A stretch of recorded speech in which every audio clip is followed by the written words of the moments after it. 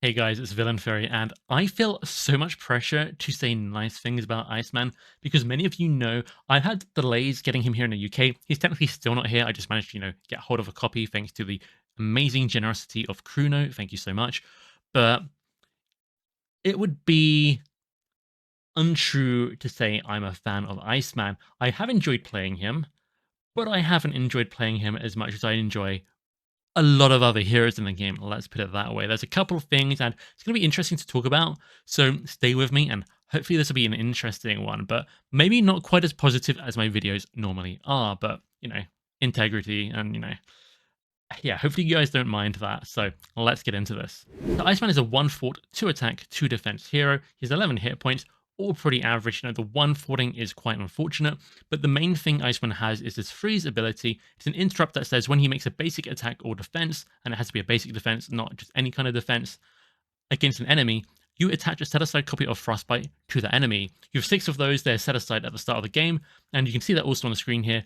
The attached enemy gets -1 scheme and -1 attack, but after they activate, or if that minion leaves play for whatever reason, that card Frostbite gets set aside again, and then you can, start to put them back out with some other abilities and uses of Iceman's basic attack and defense. And this is really cool, and when we first saw this in the preview, I was so excited about this. I thought putting Frostbite onto enemies would lead to some really fun combos, really tactical kind of gameplay. And as the preview sort of went on, I kind of realized there wasn't much that really truly comboed with Frostbite to reward you. And unfortunately, my play experience has basically confirmed this. I did try and put aside my expectations because I was so excited. I really did think Iceman looked great, and he's still good. But the problem is Frostbite on an enemy. Well, yes, giving it one less scheme and attack, that's all fine and good. It doesn't combo well with its other cards. Yes, many of them interact with it, but rather than reward you for having Frostbite on the target, I kind of feel like you are punished for not having it there, if that makes sense. If you don't have Frostbite on the target, your cards just aren't very good a lot of the time. So let's talk about it in a little bit more detail. So we have 3 different things that really benefit from having Frostbite already on the target. One of them is your Alter Ego ability, this cool off response, where after you go Alter Ego, you get to shuffle ice cards into your deck equal to the amount of Frostbites currently out in play on enemies. And this can be a pretty useful, although it's kind of the more minor use of Frostbite, I would say. But you can shuffle specific cards back into your deck, which can make your next couple of hands really, really sort of consistent. You can get what you need. So that is pretty cool. Then we have Snow Clone, and this is the big one. This is a 2-cost ally, and it has 2 attack, 1 consequential, but here's the thing. If Frostbite is on the enemy, it doesn't take consequential damage. It also cannot have upgrades attached, which is quite relevant, or it'd be very, very good. But as it is, this is just a really good card. You basically get your snow clones onto the board, and I should specify, you have 2 of these, so you can have 2 of your snow clones out, and if you have Frostbite on the enemy, no consequential damage. In some way, you could think of these like 2 damage every single turn. If that were the case, this would be really, really strong. But the thing is, and this is where the problems start to come in, you have to get Frostbite onto the correct target. Basic attack seems pretty easy.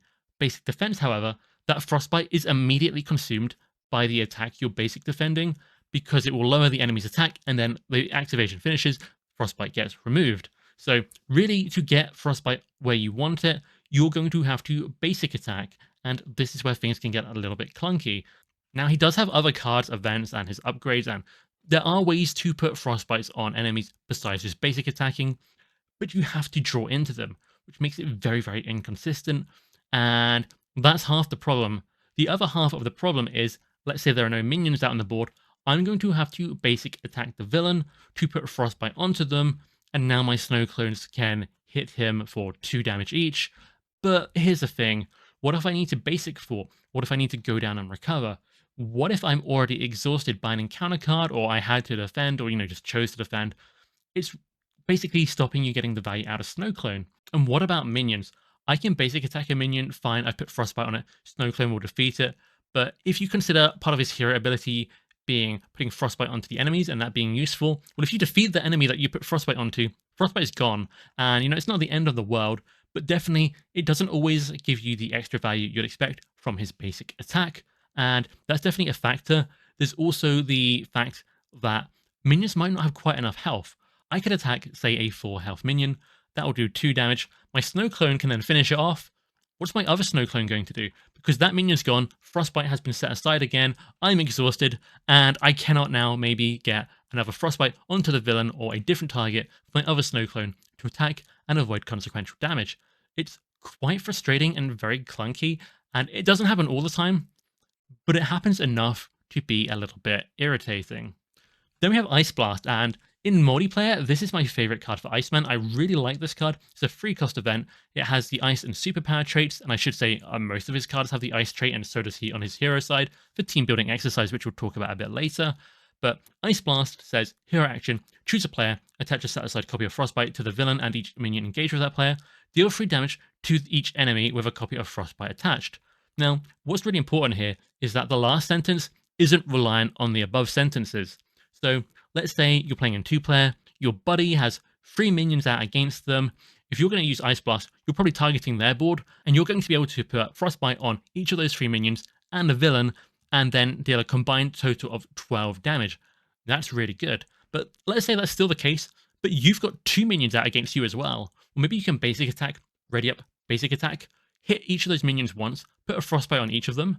Now, Ice Blast is going to target your buddy's board, hit those 3 minions, put, Frostbite onto them. But because you've still got Frostbite on the enemies now on your board as well, basically you can deal huge amounts of damage. If you're ever overwhelmed by minions, as long as Frostbite is on an enemy, it doesn't matter if you target the player who has those enemies with Frostbite, you will still get Ice Blast hitting them. Hopefully that makes sense. It is very, very good against, let's say, Mutagen Formula or even Venom Goblin, where you have these big bursts of encounter cards, lots of minions come and swarm against you, and you have this kind of really fun way to deal with it. Now, in solo play, this can kind of be a blank card, and, it's just not worth playing if there are no minions out. And if there's 1 minion out, it's probably going to be a toss-up whether, you might want to use it, because you probably get other good things to do. It is quite expensive overall. But the problem here, again, is that if you want to get that big value out of it in multiplayer, you do need to be ready or be able to ready up to get those big combos going. So the problem is mainly Snow Clone, but a little bit of Ice Blast, a little bit of your Ultra Ego ability. You just need to be ready to get your Frostbite somewhere, and sometimes you need to ready up again to get it somewhere else that you also need it. So basically, Iceman needs to ready, and he hasn't really got any consistent ways to do that. Before this, I also want to point out that Snow Clone as an ally, and one that basically doesn't take consequential damage, means it sticks around almost forever, but that kind of clogs up your ally limit. You can only have 3 allies out at once, so if you have both Snow Clones out, you have very limited ability to play allies, because you can only have, 1 out now, and that's very relevant, as we'll get into later in the video, but it's quite a notable downside. We have a lot of other upgrades, or, cards that stick around for the entire game, basically, that deal damage, that are much less restrictive than Snow Clone. We have many, many cards which deal equal amounts or maybe slightly less damage, or slightly more flexible ways. You don't have to have Frostbite on a specific enemy. You don't have to have an ally slot taken up. There are lots and lots of really good ones, ones that maybe, work in slightly different ways or get you extra health or a bit of card draw, or it's just, I feel like Snow Clone isn't a great option when compared to these. When I play Iceman, I do play Snow Clone as a very high priority, but he ain't no Domino's pistol, I'll put it that way. That's the catch here. I like Snow Clone, but it's restrictive. So how can Iceman ready up? Well, the only way to ready in his kit to reliably able to put Frostbite in the places you need is Cryokinetic Perception. This is a 2-cost upgrade, and it has a heal response after you resolve your freeze ability, which basically means after you basic attack or defend, you get to exhaust it and draw a card. 2-cost upgrade that lets you draw a card basically every turn is phenomenal. This is probably his best card. It's really, really useful. And if that card has the ice trait, which many of his cards do, you get to ready Iceman. Now, in my experience, I'd say this has roughly a 30% chance to hit, maybe a little bit less, a little bit more. It will depend if you're on your first deck cycle, your second deck cycle, how much you thinned out your deck. Have you gone Alter Ego and used that Alter Ego ability to cool off and put ice events back into your deck? That can increase its probability significantly, especially if your deck is quite, low on cards at that point, where you refill it with some ice cards. So it does vary, but it is unreliable. Even if you just flip down, your deck is almost out of cards, and you've put a bunch of ice cards back in there, it can still just miss. You cannot rely on Cryokinetic Perception to ready you up. And you might be thinking, okay, fine, I'm just not going to exhaust to defend. I'll make sure I'm ready in the hero phase. But here's the thing. If you put Frostbites onto the villain, which is a very common occurrence, if you chump block, it's you're gonna lose value blocking with allies, but of the Frostbites that you put onto the villain, because those Frostbites will lower its attack, and by blocking with an ally, it doesn't matter how much damage was done or reduced or whatever, you've just stopped all the damage from it. So you're kind of encouraged, I would say, not to block with allies or even tough cards and things when Frostbite is on the villain, and instead either take it directly without exhausting, or exhaust to defend, or find some other way to help defend, and that's fine. But it's kind of strange. On standard mode, I found that the couple of games I've done with this, it's actually fine to just put Frostbite on the enemy and just let them hit you. It's really pretty good. But move up to expert and some of the harder hitting villains, also that goes for standard with the harder hitting villains. Let's say Thanos is just a random example. You're still going to take a lot of damage from those attacks, even with 1 or 2 Frostbites on the villain. So you're going to kind of want to exhaust to make sure you don't and use those Frostbites, or you'll just block with an ally anyway and prevent all the damage that way. So the Frostbites didn't matter. So it's kind of awkward. You are, like I say, encouraged to defend quite a lot, but I generally don't think that's a great move because you want to be ready to put out more Frostbites. So Cryokinetic Perception helps. This is, a phenomenal card, but the ready is not reliable. So what we really need to look into with Iceman, in my opinion, is readying. And there's not a ton of it that he really likes. So the big one is Utopia. And this is where some of the problems with Iceman's variety come in. I think Iceman's best decks all have Utopia and an absolute bunch of X-Men allies, but because Iceman's cards are generally quite expensive, you're going to want cheaper allies to be able to slot in around playing those expensive Iceman cards, which means a lot of 2-cost allies, which basically means a lot of basic allies, which basically means a lot of your decks are going to look very similar because they're all taking Utopian and a lot of the same basic allies. And obviously with a lot of basic allies, the Parent All of Us becomes really good. It's good for Utopia, and there'll be other X-Men supports and cards and things you might want to include to make use of it as well. And now your decks are all looking really similar between all the aspects. You can choose not to use them and still do fine, but you'll do significantly worse and it will feel worse. At least that has been my experience. So yes, you have this kind of way to ready up, and to make sure that ready is consistent, you do really want quite a few X-Men allies. I've been taking 8 on average.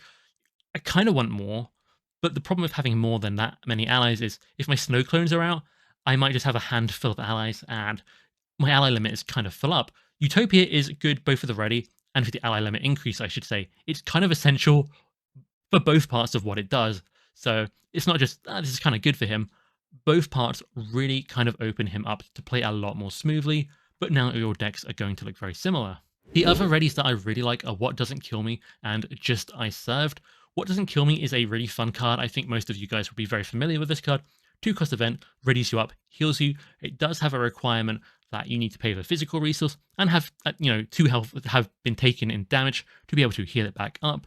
But that's not too hard to do, and I really enjoy using this on Iceman. I think it's really, really convenient because rather than defend to make use of the Frostbites, you can just leave the Frostbites on the villain, take the reduced damage attack, and heal up the excess damage that still hit you with this card, perhaps in the following turn or two. So that's a really nice way to not have to exhaust to defend and still ready up, so you can start to move Frostbite around even more. Now, in solo play, you can kind of hit the villain, have your clones keep doing damage, maybe move it a little bit faster than, say, if you're playing multiplayer, especially if you're playing like multiplayer protection, that kind of thing. But this is pretty much good anywhere. Just I Served is very similar because, hey, it's a ready. It's a 1-cost upgrade, so you can play it, and if you don't need it this turn, it will stick around. Well, that's really convenient. After you fought and removed the last threat from a scheme, this card Just I Served to ready up. And what we didn't know before his release is that he has 3 copies of his forwarding event, and it's not the best costed event, but having 3 of them does make it fairly consistent. And we do have cards like Clear the Area for solo play that are very cheap, going to help out with his expensive costs, going to help you remove the last threat from a scheme, going to help you ready up to make sure Frostbite goes where you need it to. So I do really like this card. It's very good. Then we've got Repurpose, which is one of my favorite cards in the game, and readying is really good for Iceman, so naturally Repurpose is really good. Kind of. He has a tech card, his Power Belt, which kind of combos with Repurpose, but you really want to keep your Power Belt out. We'll talk about that shortly. So long story short, you only repurpose it if you're going to try and end the game with a big combo, or if you're in an emergency situation, both of which are, it's good to have it, but it's not essential. It's not mind-blowing in terms of building a repurpose deck. So you're kind of looking for Energy Barrier is kind of the big card to power repurpose. But Iceman is quite a slow-paced hero. His cards are expensive, so being able to play a 2-cost upgrade that doesn't really do anything immediately. One of his own cards is slightly restrictive. And once Energy Barrier is in play, you're going to want to take a couple of attacks to get the counters down to really get the value out of it in the first place. It's just adding a couple of slow things together to get something that's, Repurpose is a very good card, but it's not mind-blowing on Iceman. It's just good. So I like this, but I don't love this. Then we've got Indomitable, which I know a lot of people really like for Iceman. I don't really love this for Iceman, and I think a lot of people like Perfect Defense for Iceman as well, and I think if you go up to 3 and 4 player, that's not a terrible idea, but I don't know, it works fine, but here's the thing, I want to be ready with Iceman to put Frostbite where I need it to be. Indomitable lets me be ready to do that, but I had to exhaust in the first place so I could be ready from Indomitable, and therein kind of lies the issue. If you are going for a Perfect Defense build, yes, I do think Indomitable is quite good. Same with Desperate Defense, but I don't like having to exhaust to be ready. When I could have just stayed ready. That is kind of the crux of the issue here for me.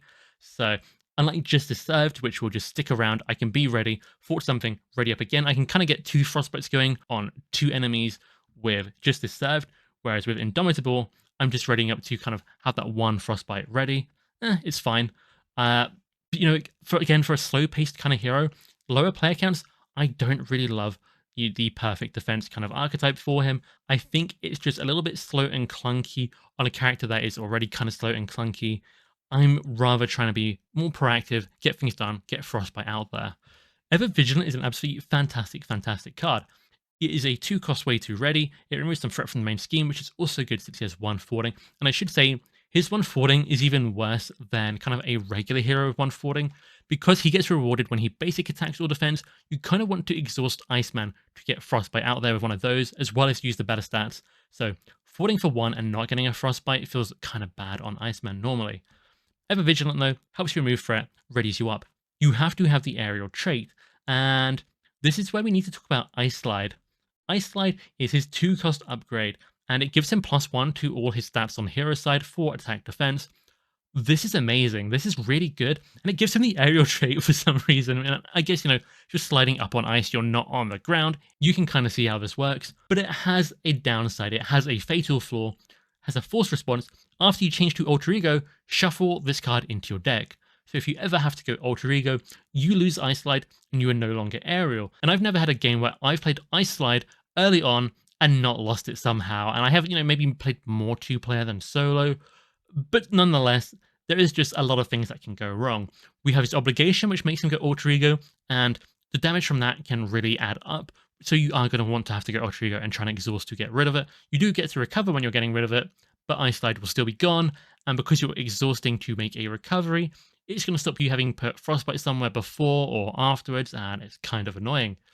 Drawing Nearer, again, this is an obligation which comes in standard free, and based on a recent poll on my channel, which I'll try and put on the screen here, more people are playing with standard free at the moment than not playing with standard free. Standard free has become very, very common. So if you're playing with standard free, Ice Slide is going to get destroyed and, returned to your deck more often than, if you're playing standard 1, because standard free has this obligation, which needs you to go Alter Ego to deal with it. So yes, Iceman can go aerial, and the card which lets him do that is very, very good, but that fatal flaw makes it, you're going to basically have to play Ice Slide twice or even 3 times per game sometimes, and that feels very bad. So you're taking a card in your deck, Ever Vigilant, that only works if you play a specific upgrade, and that specific upgrade only works if you haven't been forced for some reason to go Alter Ego.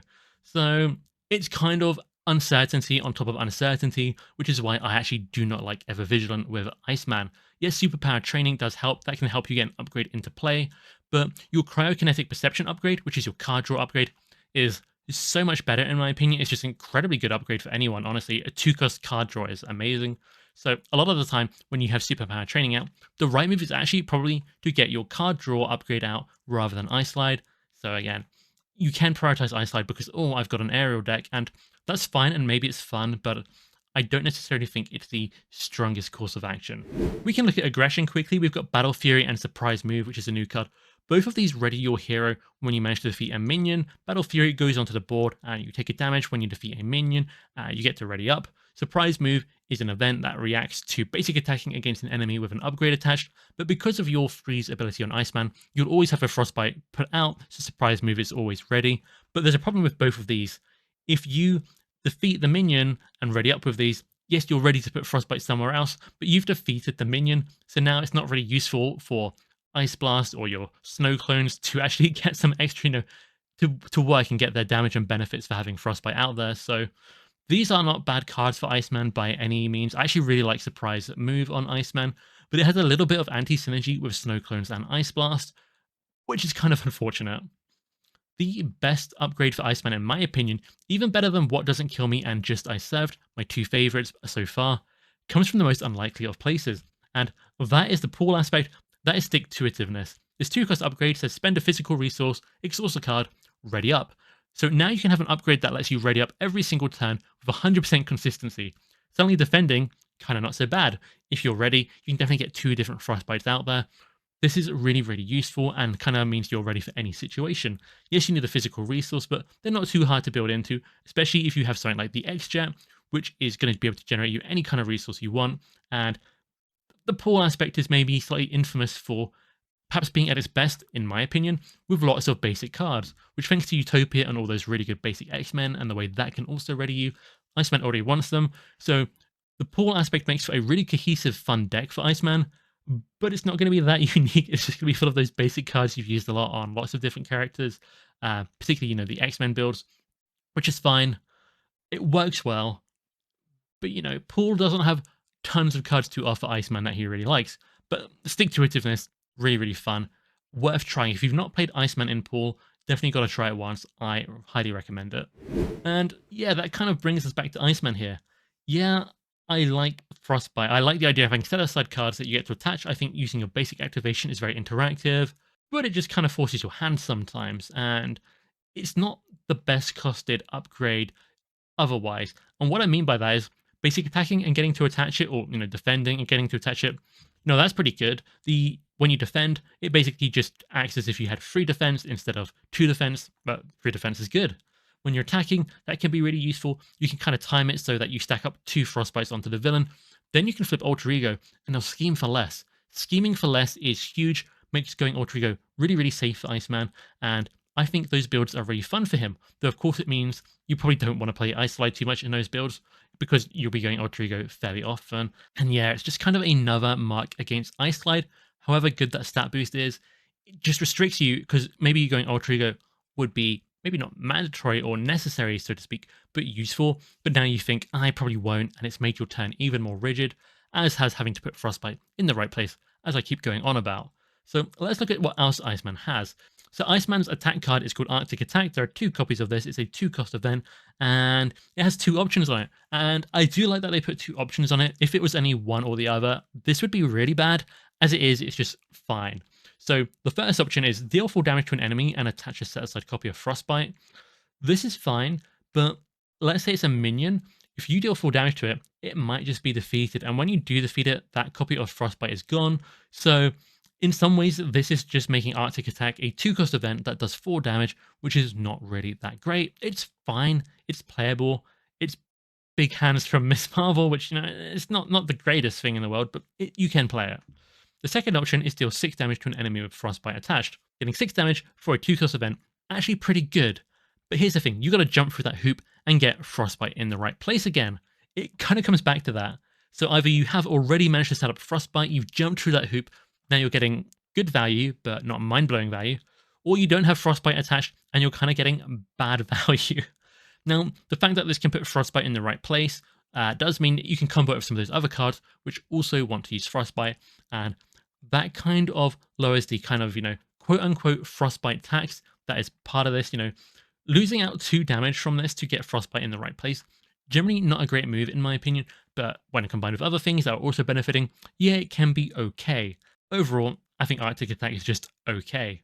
Then we have Chill Out, 2-cost event, removes 3 threat. Removing 3 threat in solo play is really good for player side schemes, and it's still a very convenient amount for 2-player player side schemes and things like that. It's not bad at all, but it's a little bit pricey. The bonus again is you get to attach a copy of Frostbite to an enemy. So not the attacked enemy in this case because it's not an attack. You can put it on any enemy. The flexibility here is really good, and I do play this card, but I don't really think that Frostbite is worth the extra cost. I think putting that Frostbite in the right place doesn't really feel like you've got a really good bonus. It kind of feels like, oh, now my other cards aren't going to have to suck a little bit because I don't have Frostbite out there. Yes, getting the -1 attack or scheme on the villain, that's pretty useful if you've used it that way. You could kind of see it as an extra threat removed if you flip down and now they don't scheme for as much. But it won't help you take it as a side scheme that has, 4 threat on it or 5 threat on it. So, I don't know, it's fine, but it's not great. Then we have Frozen Solid, which is a 3-cost upgrade, and you attach it to an enemy, and when the enemy would activate, you discard Frozen Solid instead. Then you attach a copy of Frostbite to that enemy. Blocking an activation and then something else happening is something we've seen with Spider-Man's Webbed Up. We've seen it at 3 cost as well with Shadowcat, with Phased and Confused, and the question you kind of have to ask here is a set-aside copy of Frostbite equal to a Confused, such as Shadowcat would have got? Well, the answer is definitely not. Even if it helps your other cards out, it's helping them go from not that good or a little bit awkward to, okay, now I can just use them for the decent value they have. So, it's fine. Blocking an activation rather than an attack or scheme is really good.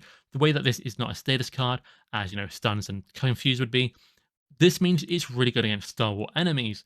And some of them, let's say Thanos again, he hits pretty hard, so the Frostbite on there, it's pretty handy, but I don't know, he hits so hard, I'll probably still just jump block afterwards anyway, or find some other solution.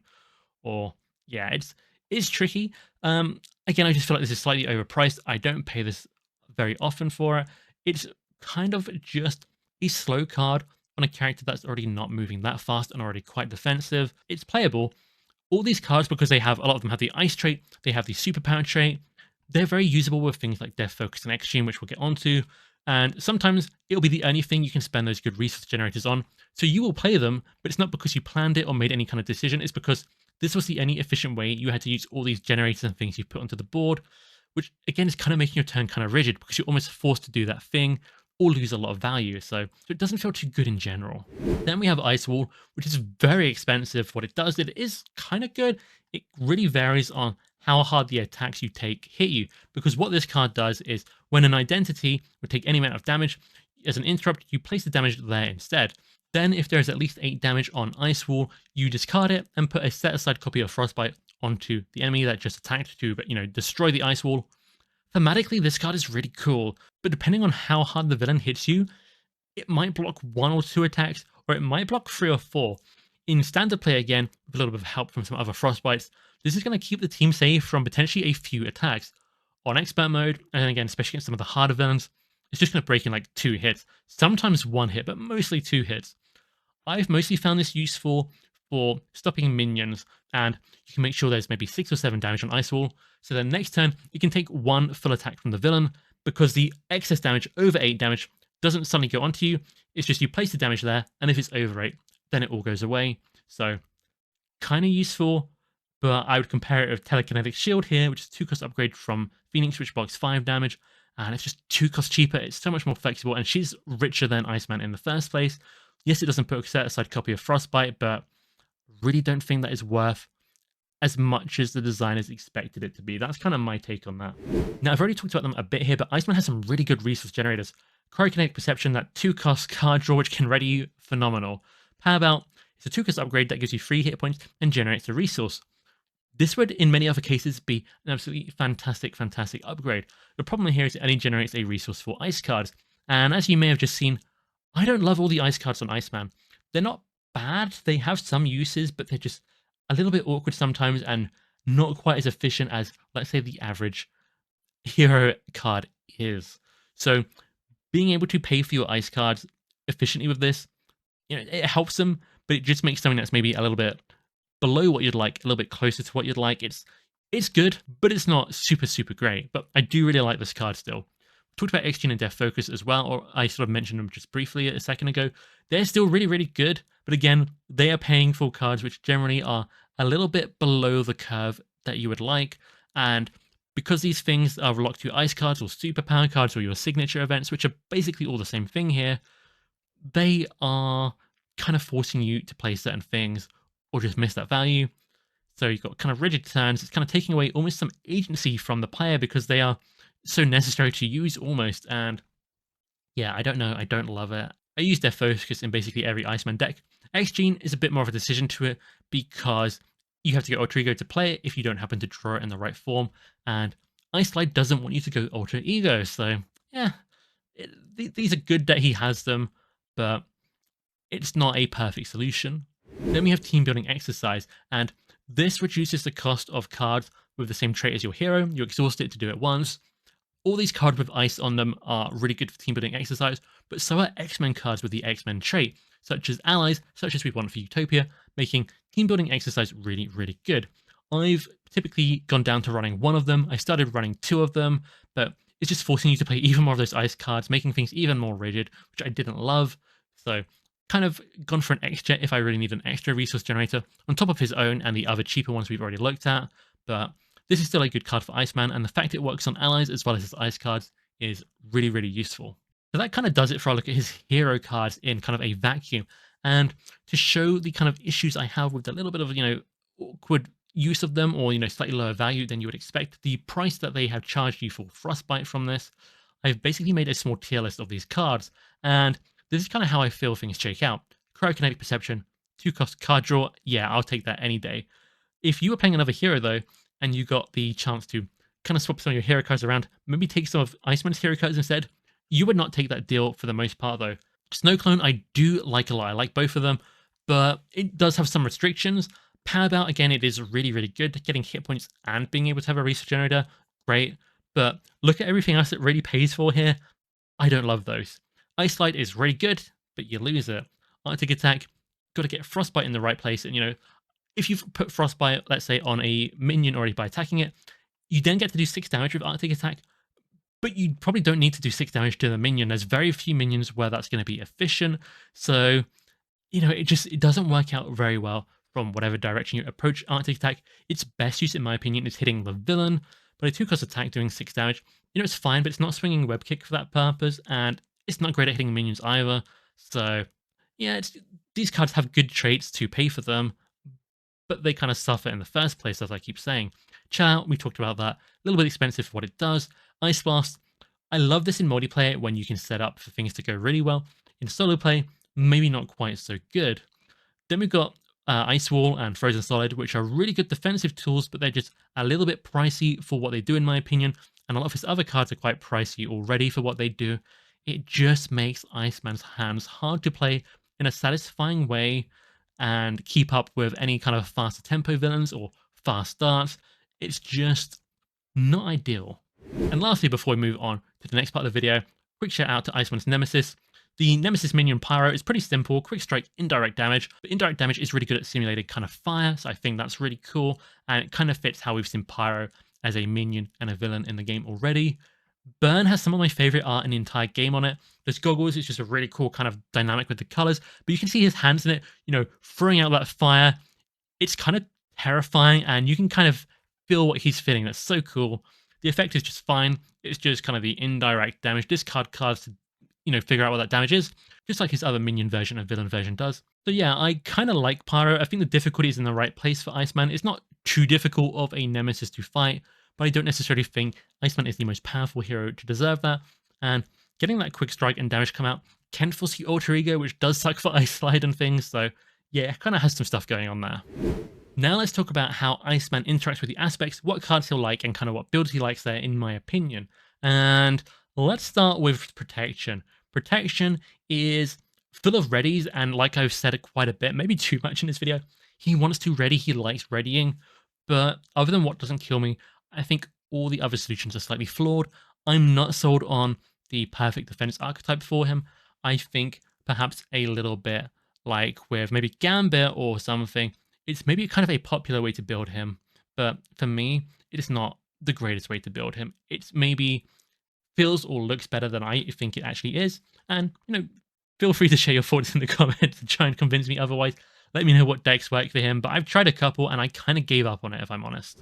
Then we have Just Ice, and I like Justice for him. If I'm playing in solo, I think this is quite fun. It's less necessary to rely on a bunch of X-Men allies than, maybe leadership, for example. I really like Just I Served readying. Clear the area is a nice, efficient way to work around his expensive costs, and Trigger Just as Served. I actually like Upside the Head for him, because you want to get Frostbite in the right place, and if there's no minions out and you want to get value from your snow clones, you're going to have to basic attack that villain. Upside the Head is just going to get you a confused for your troubles. Then you can go Alter Ego, then you can start to shuffle in ice events and get some nice consistency, even if those events are still not amazing for their cost, still kind of useful. If you're confusing a lot with Upside the Head, maybe Professor X, Float Like a Butterfly then becomes really useful, because now your snow clones as well as you are going to be doing extra damage. That just kind of works out very nicely. So I do like Justice, but I'll be honest with you, it's really hard to build a deck using all of these parts at once, because Utopia and a bunch of X-Men stuff is just incredibly, incredibly good. So yeah, you can go over 40 cards, but then your Utopia getting and playing readying from it becomes less reliable because you've diluted things. So it is what it is. Then we have Aggression. I actually love Aggression for Iceman. I like it more in multiplayer, because in solo, thwarting is Iceman's biggest weakness, although he's not terrible at it compared to some heroes. But yeah, that chill out price, I don't know. So Aggression in multiplayer, I like it. Bootcamp, really good to power up the damage of your snow clones, but if you're using Utopia and lots of X-Men allies, it's going to power those up as well. Surprise Move we talked about. It's not great for setting up Frostbite in the right place, but it is a really efficient, fun card for Iceman. Hand Cannon can stop you losing value from it if you have too much damage when you use Surprise Move and that kind of thing, and Iceman with a Hand Cannon is kind of a funny idea in my head. Then there's Shark Girl, which also, like Surprise Move, came with Iceman. She gets +1 damage for each upgrade on the enemy.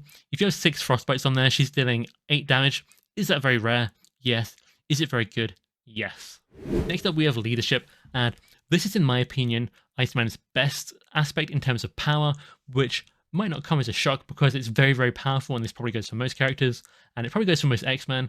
Uncanny X-Men is just a powerhouse. I keep talking about it in my videos. I don't know if I need to explain it more or not, but long story short, if each of your X-Men allies gets +1 hit point, they basically get, let's say on average, I don't know, 50% to 25, 30% extra amount of uses, because they have the extra hit points to take the consequential and so on and so forth.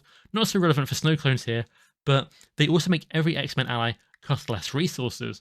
And this means you're getting, let's say, 50% extra uses for that ally for maybe 33% less cost. That is really good maths in both directions, so bringing it together is fantastic, but it doesn't exhaust to make an ally cheaper. All allies that have the X-Men trait are just cheaper. So if you play 2 allies on one turn, it's generated you 2 resources basically. And yeah, good card is good. Iceman's cards being expensive means making other cards cheaper, really flexible, really helps them out. So this is really good.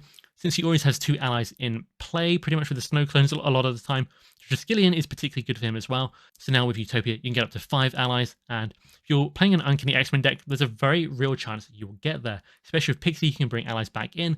This is an ally you would add into the massive amount of really good basic X-Men allies. And then there's Mirage, who I first talked about in the reaction video I did with Nelson. I know he's posted a good deck all around Mirage for Iceman. Mirage is kind of a worse Mockingbird. She comes in and stuns an enemy, but the enemy has to have a scheme less than her thwarting, which makes the targets kind of limited, any certain villains and things. But since Frostbite lowers the enemy's scheme stat, then she can actually basically stun almost anyone. The other build I've really liked for Leadership is Strength in Numbers. Because Iceman is kind of so defensive, you can take a lot of hits, your snow clones stay out anyway, you can build up a big board of allies to exhaust and draw cards from. That's what Strength in Numbers does. Now, exhausting snow clones, it's good and bad. They'll stick around because they don't take consequential damage, which makes it good, but because they don't take consequential damage, they kind of take an extra kind of hit from Strength in Numbers, because with a normal ally, you exhaust them, draw some cards, that ally still has the same amount of uses ready to use next time. Snow Clone has infinite uses, so you kind of just missed out on 2 damage, and the health didn't really matter. Last but not least, we need to talk about Pool, my favorite aspect for Iceman. Everything just flows so much better here. We talked about stick-to-itiveness being the most consistent way to ready him, and readying really helps. Great. But Healing Factor is probably the most consistent way to heal him without going Alter Ego to lose Ice Slide. So you can kind of hit the villain, they've got a couple of Frostbites. Combined with Healing Factor, you're pretty much at full health, and that's excellent. If you're pretty much at full health or pretty healthy, Self-Confidence and the other resources in the pool aspect are generating 2 to 3 resources all the time. That extra kind of resource value for signature cards makes those expensive cards, that high cost curve, so much easier to deal with as well, especially near the start of the game to get things going. I love it. And then we've got Get Ragey, which readies an ally and gives them an attack boost. because the snow clones don't take consequential damage, there's no extra hidden kind of cost for Get Ragey. You're not just burning through their consequential sort of damage faster, their health faster. You're just getting extra damage for, yeah, just a 0 cost card. Really very good. Again, like I said, the problem is you're just going to spam a bunch of basic X-Mens alongside this probably. You could do other things, but you will suffer for it. So, you know, take your own risks, I guess. But I do really like this. Pool and Utopia, it just plays so smoothly for Iceman. It does make me kind of just feel like he did just need one more upgrade that readied him consistently, and his kit would work a lot better overall. So all in all, where does this leave us? Well, this was my prediction when we just saw the preview. This is a kind of system where I rate different categories out of 5 stars. Regular viewers will have seen this before. If not, I think most of it is self-explanatory, and yeah, I thought his damage would be pretty decent, especially with those snow clones. Survivability, very good. Frostbite, Ice Wall, all that kind of thing, really, really helpful for not being defeated. Economy, I thought was going to be really good with Cryokinetic Perception and his Power Belt. But the problem is, for Power Belt, is paying for cards which are already a little bit pricey. And, you know, from turn 1, he doesn't get an extra card in Alter Ego. He doesn't get to generate a resource anywhere else. Doesn't start with something in play or set up ability to pull something to hand. So he has a couple of good ways to generate resources, but doesn't necessarily start very fast, and they're not paying for great things. And how do I think this changed? Well, fast forward, and I basically didn't change anything.